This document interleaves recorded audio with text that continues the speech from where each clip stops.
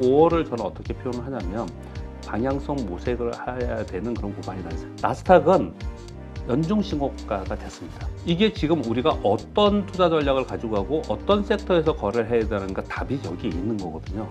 이런 것들이 상대적으로 강하다면 나스닥이 여기서 추가적으로 상승할 기회성이 당분간 있어 보인다. 코스닥 차트는요, 2차전지의 대표 종목의 차트랑 또 거의 비슷하게 생겼습니다. 결국 지금 코스닥은 어떤 상황이냐?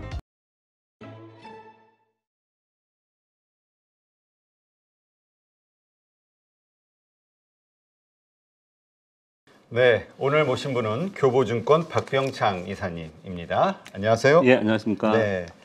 자, 이제 2,500 뚫고 올라가던 증시가 예. 다시 이제 박스권 갇힌 거 아니냐, 요즘 이런 이야기가 나오고 있거든요. 네. 일단 지금 우리 증시 현황 어떻게 보시는지 좀 이야기해 주시죠. 2,500포인트를 작년 6월에 하향 돌파했고요. 밑으로 네. 내려갔다가 한 번 2,500포인트 살짝 올라간 적이 있었는데 아무튼 그때 이후로 처음으로 2,500포인트를 돌파한 겁니다. 그렇죠. 사실 의미가 있죠. 너무 몇 편만 할 수도 없는 거고요. 그만큼 기대감이 좀 있었던 것이고 그 기대감이 무엇이냐? 금리 인상을 멈추지 않겠냐라는 게 이제 기대감에 의해서 이제 올라온 거고 금리 인상을 멈춘다라는 시장의 기대감이 전제에 있었기 때문에 그럼 시장이 여기서 단기적으로는 나중에 어떻든 간에 단기적으로 급락하지 않겠구나라고 판단이 됐기 때문에 시장의 컨센서스가 작용을 하면서 그러면 종목으로 수익을 내보자. 그래서 1월부터 4월 초 중반까지 코스닥이 아주 강한 강세를 보인 거죠. 네. 그게 깔려 있기 때문에 어떻든 코스피도 2,500포인트를 돌파를 한 거고요. 올라왔다가 계속 가지는 못하죠. 그랬다가 또 다시 2,500 떨어졌다가 또 다시 2,500 위로 올라왔다 지금 그러고 있는 상황입니다. 그러니까 2,500포인트가 굉장히 그렇게 중요하게 생각하는 이유는 지금 여기서 양쪽에 서로 엇갈린 분석들이 나오고 있습니다. 한쪽으로 2,500포인트 위로 돌파하면서 예전처럼 2,800, 2,900, 3,000은 아니더라도 여기서 위쪽으로 좀 바라보는 쪽으로 요즘에 시황을 내놓는 쪽이 있습니다. 대표적으로 모 증권사는 굉장히 부정적으로 약세론이었다가 좀 바뀐 쪽이 한 군데가 있어요. 그런데 이유는 뭐냐면은 두 가지가 그럴 수 있습니다. 하나는 경기 선행 지수가 터닝을 하기 시작했다라는 것하고요. 오늘 제가 그 표현을 안 가져왔는데 또 하나는 요번에 1분기 실적 발표를 하는 걸 봤더니 실적 감익에 대한 눈높이를 하향시켜놨는데 그거보다 높게 발표한 애들 많더라. 빅테크들도 그렇고. 야, 그러면 이렇게 간다면 2분기에 저점을 형성하지 않겠냐. 그러면 기업의 이익이 저점을 형성하면서 터닝하면은 결국은 그것과 연동하면서 주가가 오르고 시장은 좀 오르지 않겠냐. 이렇게 하는 쪽이 있고요.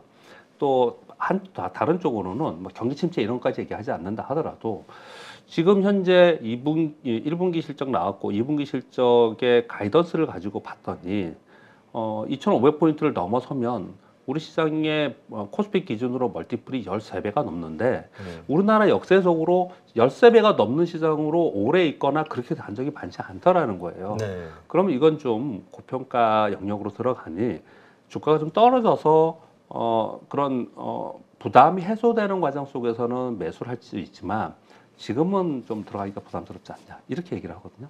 양쪽에 다 있는 거예요 지금요. 사실 지금 우리 시장만 좀 국지적으로 말씀을 드렸지만 미국도 똑같이 그렇습니다. 미국의 어떻든 간에 지금 빨았다가 약간 반등해서 박스권으로 움직이고 있는데 그나마 밑에 더 이상 하향하지 않고 옆박스권에 있는 것은 연준이 긴축을 이제 멈추지 않겠냐라는 기대감이 깔려 있고 그리고 기업의 이익이 저점을 찍으면서 그래도 좀 터닝하지 않겠냐라는 게 깔려 있는 게 한쪽으로 있고요. 반면에 다른 한쪽으로는 대전제는 기존은 경기 침체 올 거다. 이게 지금 깔려 있는 상황 속에서 요즘에 미국의 부찬도 뭐 이런 노이즈가 있고 그리고 상업용 부동산 얘기가 지금 거론되고 있고 은행들의 노이즈가 있고 이렇지 않습니까? 제가 지금 양쪽을 다 얘기했어요. 그럼 지금 상황에서 그 어느 한쪽으로 내가 방향을 잡고 갈 수 있겠느냐라고 생각했을 때 나는 위쪽으로 방향 잡고 그걸 믿고 갈 거야. 나는 경기 침체고 또는 뭐 시스템 위기가 올 수 있으니까 지금 팔고 그쪽으로 갈 거야라고 했을 때 사실은 아래쪽 방향이 아직까지는 정서가 더 있는 것 같습니다. 약세 정서가 더 있는 것 같긴 하지만 그것이 서로 상충하기 때문에 잘 보시면요. 악재가 나옴에도 불구하고 우리나라 2,500포인트 그리고 S&P 기준으로 4,000포인트, 4,100포인트 이 아래로 떨어지잖아요. 그러면 아래 꼬리 달고 올라와요. 저가 매수세가 저가 있다. 매수가 있는 거예요. 그러니까 그런 기대감에 의한 저가 매수도 발생이 되고 올라오면 아 이거 더 이상 갈 수 없어 이러고 있는 상황인 거거든요. 그런 상황 속에서 시장이 오도가도 못하고 있는 상황이기 때문에 박스권이 있는 거고요. 그래서 5월을 저는 어떻게 표현을 하냐면 방향성 모색을 해야 되는 그런 구간이라는 생각을 하거든요. 특히 우리 시장은 상대적으로 전 세계 시장에서 1월부터 4월까지 좋았습니다. 1분기에. 그렇죠. 그리고 코스닥은 또 급격하게 올라왔지 않습니까? 그러니 뭐 세리메인이 뭐 이런 걸 얘기하지 않는다 하더라도 올라왔으면 조정을 좀 보이잖아요. 그러니까 지금은 좀 가파르게 올라온 가격 부담에 해소되는 과정 속에서 이렇게 지금 오도가도 못하면서 등락을 나타낸다. 지금 현재 상황은 좀 그렇다고 저는 생각을 합니다. 네. 말씀하신 대로 특별한 모멘텀이 없고 네. 그 다음에 또 하나 좀 불안하게 얘기했던 것이 네. 지금 아슬아슬하게 코스닥 같은 경우는 800선, 그러니까 60일선을 간신히 버티고 있잖아요. 지지선을 삼아서. 네네. 코스피도 사실 61선 위에서 네네. 좀 예, 이렇게 떠 있는 상황이고. 네네. 그러니까 이게 만약 무너지면 그 아래 어디까지 내려갈까? 네. 요거에 대한 불안감이 있었는데 네, 예. 근데 마침 또 CPI가 좋게 나왔잖아요. 네, 네, 그래서 네. 미국 시장이 상승을 했고 예, 예. 이것이 하나의 모멘텀이 돼서 예. 한국 시장이 예. 62선을 지지로 해가지고 예. 좀 올라와 주지 않겠느냐 예. 이런 기대감이 오늘부터 좀 생기는 것 같아요. 단기적으로 보면은 이거는 호재성으로 받아들이는 게 맞다고 저는 생각을 합니다. 그런데 이것으로 인해서 좀 전에 말씀드린 바와 같이 이제부터 계속 올라갈 거야. 이렇게 얘기할 수는 없는 거고요. 그 정도의 모멘텀은 아니다. 예, 그 정도의 CPI 가. 모멘텀은 아니고 단기 호재성 모멘텀으로 작용이 됐을 거라고 생각하고 그거보다는 이로 인해서 시장에 변화가 생긴 게 훨씬 더 중요하다고 생각하거든요. 제가 그걸 잠깐 좀 말씀을 좀 드려보겠습니다. 4월에 CPI가 컨센서스보다 좀 낮게 나왔습니다. 그 부분에 대해서 여러분 이제 많이 들으셨겠지만 중요한 부분만 말씀을 좀 드려보겠습니다. 헤드라인이 4.9% 나왔어요. 전월에 5.0%였습니다. 그러나 코어 CPI는 5.5%로 여전히 높습니다. 그래서 시장에서는 그 월가나 아니면 연준 인사들은 코어 CPI 여전히 높다. 그러니 우리 지금 여기 금리는 안 할 거다. 또 여차하면 금리 인상할 수도 있는 데이터가 나올 수도 있다. 이렇게 얘기를 하고 있는 거거든요. 이건 여전히 우려입니다. 네. 그럼에도 불구하고 긍정적으로 시장에서 바라볼 수 있는 게 몇 가지가 있습니다. 제가 빨간 글씨로 써놨어요. 첫 번째는요. 임대료를 제외한 슈퍼코어 CPI가 5.1%가 나왔는데 전월에 5.8%였어요. 상당히 낙폭이 컸습니다. 두 낙폭이 컸어요.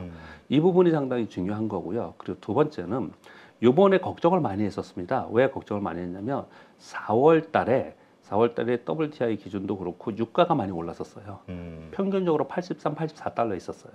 그러다 보니까 유가가 오른 부분들을 보면 생각해 보면은 야 이거 물가가 다시 올라가는 거 아니야? 이런 생각을 했었단 말이에요. 그런데 생각보다 괜찮았다라는 거예요. 선방했다라는 거고요. 세 번째는 제일 중요한 건 주거비입니다.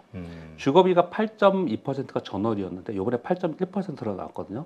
MOM으로 전월비 0.6%였고 요번에 0.4%로 축소됐어요. 이거 지금 1년 넘게 주거비는 안 빠졌어요. 나머지 다 빠지고 있었는데 주거비는 안 빠졌거든요. 이게 왜 중요하냐? 파월 의장이 항상 얘기했던 게 뭐냐면 상품, 즉 공급 사이드에 있었던 상품 가격으로 인한 인플레이션은 잡히고 있다. 그러나 수요 사이드에 있는 소위 서비스나 주거비나 자동차나 이런 쪽이 잡히지 않고 있다. 그래서 우리 방송을 하면서도 미국인들이 아직까지 주머니에 돈이 있는가 보다 이런 얘기들을 계속 했던 그렇죠. 거거든요. 이게 떨어지지 않고 있었어요. 그런데 정말 1년 만에 주거비가 지금 떨어지고 있는 상황이 좀 나타났고요. 신차도 6.1%에서 5.4%로 떨어졌습니다. 이 얘기는 실물 경기에서 반영이 시작됐다라고 보는 거예요. 그래서 이 부분을 보면은 이제부터는 여기서 주거비가 떨어지기 시작하고 이게 실물 경기 사이드에서 떨어지기 시작하면 본격적으로 떨어질 수 있겠구나. 오히려 반대로 상품 가격은 이제 덜 떨어질 수 있습니다. 왜냐하면 이미 떨어져 있기 때문에. 근데 이쪽에서 떨어지기 시작하면은 그렇다면은 생각보다 더 가파르게 떨어질 수 있겠구나라는 걸 기대할 수 있거든요. 이렇게 생각을 해보면 이제 물가에 대해서 이미 우리 이제 물가에서 걱정하지 말자라고 했는데 지금 얘기하는 거는 물가가 올라갈 걸 걱정하는 게 아니고 물가가 여기서 빨리 떨어지지 않으면 연준은 계속 금리를 동결하고 있을 거고 여차하면 한 번 더 인상할 수 있다 이런 얘기를 하고 있기 때문에 여기서 좀 빨리 떨어지기 물가가 잡히기를 바라는 거거든요. 그러한 어떤 계기가 될 수 있는 이번 CPI 발표가 아니었나 시장은 그렇게 많이 본다라는 거죠. 그래서 지금 5월 CPI를 6월 13일에 발표하거든요. 그 FOMC 회의는 6월 14일 날 있어요. 6월 달에 한 번 더 여기 떨어지는 모습이 나타나면은 결국은 이번에 금리 동결하지 않겠냐. 그래서 패드워치에서는 곧바로 지금 6월 금리 동결이 확률이 94%까지 올라갔어요. 그런 것들이 시장에 반영이 된 거죠. 이게 왜 중요한지 시황과 연결해서 말씀을 좀 드려보겠습니다. 차트를 몇 가지 볼 거예요. 네. 제일 먼저 볼 거는 다우존스 산업지수 차트입니다. 이거 주봉입니다. 여러분 보세요. 이 박스권은 올해 박스권을 그려놓은 거예요. 이거 왜 지금 최근의 2주는 안 그렸냐면은 최근의 2주가 어떻게 움직였냐를 보여드리기 위해서 제가 이렇게 보여드린 거거든요. 이 박스권을 보면은 연초에 시작을 해서 약간 올랐다가 연초 저점을 깼다가 다시 연초 근처에 가서 고점에 가서 지금 2주간 빠지고 있죠. 이렇게 지금 다우존스 산업지수는 빠지고 있습니다. 그런데 보시면 S&P 500을 보면은 자 똑같이 연초부터 박스권을 그려놨어요. 근데 여기 옆으로 가고 있죠. 이렇게 변동성을 주면서 옆으로 박스 있어요. 온갖 악재 사실 생각을 해보세요, 여러분. 지금 뭐 상업용 부동산 앞으로 터질지 모르겠지만 그거에 대한 노이즈가 계속 나오고 있죠. 은행 뭐 파산한다 그랬죠. 그리고 뭐 여러 가지 노이즈들이 많았고 그것으로 인해 변동성은 있었지만 결국은 옆으로 갔습니다. 그런데 중요한 건 나스닥입니다. 나스닥은 연중 신고가가 됐습니다. 여기서 좀만 더 올라가면은 신고가를 돌파하면서 힘을 더 받을 가능성이 높아요. 왜 이런 현상이 나타났느냐? 이게 지금 우리가 어떤 투자 전략을 가지고 가고 어떤 섹터에서 거래를 해야 되는가 답이 여기에 있는 거거든요. 뭐냐? 자, 지금 나스닥 볼게요. 작년 1월서부터 빠진 게 나스닥이 여기서부터 여기까지 이렇게 빠졌어요. 네. 그런데 다우존스 산업지수는요. 작년 1월서부터 따졌을 때 이 낙폭이 작죠. 그쯤부터. 작으네요. 왜냐하면 작년에 산업지수나 미국 경기가 상대적으로 괜찮다 그랬어요. 그리고 상품 가격들이 괜찮았습니다.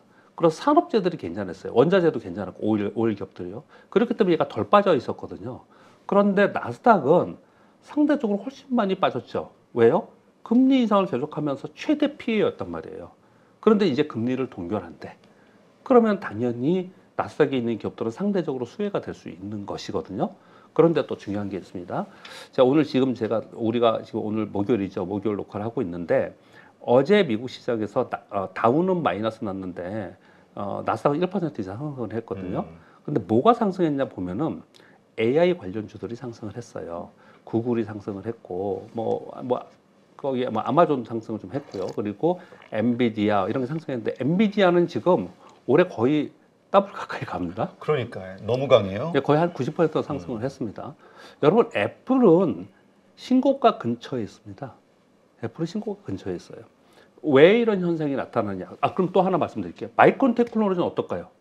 반등 못했습니다. 밑에서 떨어져서 반등 못하고 있어요. AMD는요. 지난주에 AMD가 가이던스 안 좋게 발표하면서 하루에 9% 이상 빠진 날 있죠. 그래서 그날 81달러인가까지 떨어졌었어요. 저도 뭐 거래를 하기 때문에 아는데 이게 근데 곧바로 올라서 100달러 근처까지 갔습니다. 이게 얘네들이 왜 이런 현상이 나타나느냐? 즉 성장주라고 IT주라고 반도체라고 같이 움직이지 않아요. 같이 움직이지 않습니다. 두 가지의 키포인트로 움직이는데 하나는 뭐냐면 AI와 관련된 것들이 움직이고 있는 것이고요. 또 하나는 어떤 관점에서 이렇게 보냐면 지금 경기 침체를 얘기를 하잖아요. 네. 경기 침체를 얘기하고 있는데 실제로 경기 침체가 됐을 때 재무 상태나 아니면 글로벌 매출이나 이런 걸 봤을 때 경기 침체가 오더라도 크게 타격을 받지 않고 그것을 견딜 수 있고 그 이후에 강하게 올라갈 수 있는 섹터 또는 기업이 뭐냐라고 봤을 때 글로벌 기업인 이들 탑 프론트에 있는 얘네들은 분명히 버틸 수 있고 얘들이 그 이후에 가장 강하게 상승할 것이라는 정서가 깔려 있고 월가에서 실제로 그런 내용들이 많이 보고서들이 발표가 되고 있어요. 그러니까 실제로 경기 침체가 오고 위기가 오고 뭐 그런 거를 감안하더라도 지금은 빅테크에 있는 기업들을 거래를 해야 된다, 투자를 해야 된다 이런 얘기들이 많이 나오고 있는 상황이거든요. 그러니까 얘네들이 상대적으로 강한 거예요. 그러니 이들을 보면은 지금 미국의 3대 지수를 설명을 드렸는데 얘네들은 금리와 연결되어 있지 않습니까? 그리고 지금 말씀드린 경기 침체에 얘들이 훨씬 더 버틸 수 있는 자금력이 있고 그리고 경기가 좀 나빠진다 하더라도 탄탄하게 버틸 수 있는 매출이 일어날 수 있는 이런 쪽에 있는 기업들을 지금 각광받고 있고 걔들이 지금 나스닥에 있는 거예요. 거기서 제일 부각되고 있는 게 AI인 거고요. 그리고 사실은 뭐 전기차니, 2차 전지니, 로봇이니 뭐 이런 것들은 성장주에 들어가 있는 섹터에 들어 있거든요. 이런 것들이 상대적으로 강하다면은 나스닥이 여기서 추가적으로 상승할 기회성이 당분간 있어 보인다고 저는 생각을 하거든요. 그렇다면 나스닥이 강세가 나타나면 우리 시장에 영향을 주겠죠. 이건 그렇죠. 우리 시장에 영향을 주겠죠. 우리 시장도 그럼 볼게요. 지금 질문을 주셨으니까 지금 화면 보시면 코스피 지수예요. 지금 아까 S&P 500이랑 비슷합니다. 아까 말씀드린 바와 같이 작년에 6월 달에 한번 여기 꺼지고 내려가서 지금 이 위에 거는 제가 이게 박스권 위에 거는 상단이 2,500포인트예요. 이 2,500포인트를 진짜 몇 개월 동안 10개월 동안 못 넘긴 거예요. 그래 이번에 세 번째 예. 이제 도전해서 겨우 돌파했긴 겨우 했는데 돌파한 거예요. 그리고 나서 얘가 내려와 있지 않습니까? 근데 이걸 지금 쉽게 깨지는 않잖아요. 이게 왜 이렇게 쉽게 깨지 않을까요? 만약에 시장이 정말 약하다면은 그렇다면은 이게 쉽게 깨서 내려와서 아까 다우존스는 깨고 내려오잖아요. 얘가 그랬을 가능성이 있거든요. 근데 얘가 그렇지 않다라는 거예요. 이거는 뭐냐면 가장 대표적으로는 반도체 저점에 대한 기대감이 좀 작용이 되고 있는 거거든요. 그러니까 지금 미국이 여기서 올라가는 상황이 좀 되면은 결국은 우리 코스피도 여기서 위쪽을 좀 바라볼 수 있다라는 기대감이 작용을 하고 있다. 물론 악재도 있습니다. 서두에 말씀드렸듯이 호악재가 동시에 있어요. 그렇기 때문에 방향을 못 잡고 있는 거거든요. 그런데 이제 코스닥을 볼게요. 코스닥은 완전히 다릅니다. 코스닥은 이렇게 박스권을 똑같이 그려놨는데요. 이렇게 봤을 때 코스닥은 올해 1월서부터 4리 연속 상승을 해서 34%나 상승을 했단 말이에요. 물론 쏠림 현상이 나타났고 여러 가지 이유가 있었습니다. 그런데 코스닥이 이렇게 강하게 올라갈 수 있었던 배경이 있었습니다. 그 배경은 코스피가 그리고 미국 시장이 더 이상 급락하지 않고 박스권으로 있었기 때문에 그렇습니다. 과거에 우리가 2012년부터 2016년까지 코스피에 박스피가 있었을 때가 있었습니다. 그 6년 동안 박스피였는데 코스닥은 2015년도에 대세 상승을 했어요. 시장이 추가적으로 더 하락을 한다고 생각하면 종목 장세도 없어요. 심지어 작년처럼 시장이 연속적으로 하락했다면 저는 올해 2차 전지에 이렇게까지 강세 없었다고 생각합니다. 시장이 더 이상 하락하지 않을 거라고 생각을 하니까 자 그러면 종목으로 가자. 어디가 이익이 늘어나는 성장 섹터이냐 그쪽으로 쏠림 현상이 나타난 거고 그래서 그것이 지수를 끌고 간 거지 않습니까? 그러다가 2차 전지에 논란이 많았잖아요. 고평가니니 아니니 뭐 이런 얘기들이 있었지 않습니까? 근데 여하튼 그런 걸 다 배제한다 하더라도 단기적으로 급등을 했어요. 그래서 매물이 좀 나오면서 2차 전지들이 좀 떨어지고 이 차트 코스닥 차트는요. 2차 전지의 대표 종목의 차트랑 또 거의 비슷하게 생겼습니다. 그들이 빠지면서 같이 빠지는 거예요. 그래서 오늘 2차 전지가 오전에 아침에 약간 반등을 주더라고요. 그래서 이제 코스닥이 같이 올라오는 이런 현상이 나타나거든요. 결국 지금 코스닥은 어떤 상황이냐? 매크로 시황이나 이런 부분들은 아주 급격하게 떨어질 거야. 시스템 위기가 올 거야. 이런 시그널이 나오거나 뭐 또는 아주 강한 악재가 발생된다라고 한다면 얘들도 같이 무너지겠지만 그렇지 않는 가운데에서는 얘들은 코스닥은 수급입니다. 심리화 수급이에요. 지금 심리화 수급이 저거 왜곡되거나 무너져 있지 않습니까? 왜 그랬냐? 쏠림 현상이라고 얘기를 막 했죠. 공매도가 너무 심하다고 얘기를 했죠. 신용이 너무 많다라고 얘기했죠. 그런데다가 주가 조작도 이번에 발각이 돼서 문제가 됐잖아요. 이런 일들이 벌어지고 나니까 다들 소극적으로 된 겁니다. 개별 종목에 대해서. 그래서 한 발 물러선 거거든요. 그러니까 매물이 나오면서 그들이 물러서면서 얘들이 여기까지 내려온 거예요. 근데 저는 지금 말씀 주실 때 62도 평선님 말씀 주시고 그랬는데 요 지금 보시면 저는 61도 평선을 안 넣거든요. 20일까지만 넣어가지고 지금 60일이 없는데 얘들이 여기서 이렇게 요만큼 내려왔어요. 지금요. 네. 여기까지 내려온다 하더라도 지금 여기서부터 올라온 거예요. 올해. 그럼 여기서부터 여기까지 올라온 상태에서 이만큼 내려온 게 추세 전환이라고 볼 수 있느냐? 저는 그렇게 보이지 않는다는 거죠. 결국은 시장이 여기서 급격하게 하락하는 게 3분기가 될지 4분기가 될지 내년에 될지는 모르지만은 그런 일들이 벌어지지 않는 그 기간 동안에는 또는 그런 일이 벌어지지 않고 만약에 계속 박스피로 간다든지 미국도 뭐 계속해서 박스권으로 움직이는 상황이 나타나면 시장은 수익률 게임 벌어질 거고 1월 초에 나타났던 그런 강세 종목이 계속 강할 수밖에 없다라고 저는 생각을 하는데 거기에 플러스 알파로 더 근거를 제시해 준 게 아까 보여드렸던 나스닥이라는 거예요. 그래서 나스닥이 요번에 여기서 올라와 주면 우리 시장은 긍정적으로 좀 반영이 될 수 있겠다. 저는 그런 기대감을 좀 가지고 있습니다. 네. 그러면 지금 우리가 사실 오늘의 결과만 가지고 판단하기는 그렇습니다만 예. 나스닥 시장이 CPI에 좋은 영향을 받은 게 좀 더 여러 날 지속이 되고 예. 상승으로 전환되는 예. 이 상황은 결국 우리 증시의 상승을 이끄는 예. 하나의 모멘텀이 될 수 있다. 시금석이. 단기적으로 그렇죠. 예, 그렇습니다. 그렇다면 5월 그러니까 세린메이 5월에는 뭐 팔아야 된다. 예. 그 많이 떨어질 것이다. 네. 이런 것은 이번에는 달라질 수도 있다. 이렇게 봐야 되는 건가요? 셀인 메이라고 다들 그러면 셀인 메이가 되기 전에 팔았어야죠. 그러니까 지난번에 4월 말에 나와서 제가 팔았어야지. 말씀을 드렸잖아요. 왜냐하면 어떻게 4개월 연속 이렇게 급등을 할 수 있습니까? 지금의 환경에서. 그래서 좀 많이 올라온 걸 팔든지 아니면 이도저도 아니고 모멘텀이 없는 것들을 좀 팔아서 5월을 지켜보자라고 제가 지난번에는 그렇게 말씀을 드린 거고요. 근데 이미 조정을 좀 보였잖아요. 종목들이 대표 종목들도 20에서 30% 정도 하락을 했습니다. 근데 지금 고점에서 안 팔았는데 30% 하락했는데 여기서 팔라고 하면 여러분들이 파시겠습니까, 그거를? 아마 안 그럴 가능성이 높거든요. 그리고 세린메이라는 게 꼭 과거의 데이터가 그렇다고 지금 그게 맞는 건 아니지 않습니까? 그렇죠. 그런데도 요번에는 5월을 좀 조심하자로 얘기했던 건 1월부터 4월까지 워낙 급등했기 때문에 그랬습니다. 그런데 이미 조정을 좀 가격 조정이 돼서 어느 정도 부담을 해소된 상태이거든요.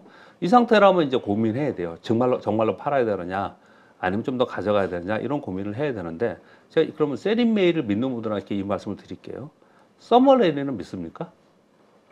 서머레일이라는 말이 있잖아요. 원래 세린메이는 세린메이 옆에 하이픈 긋고 다른 말이 있어요.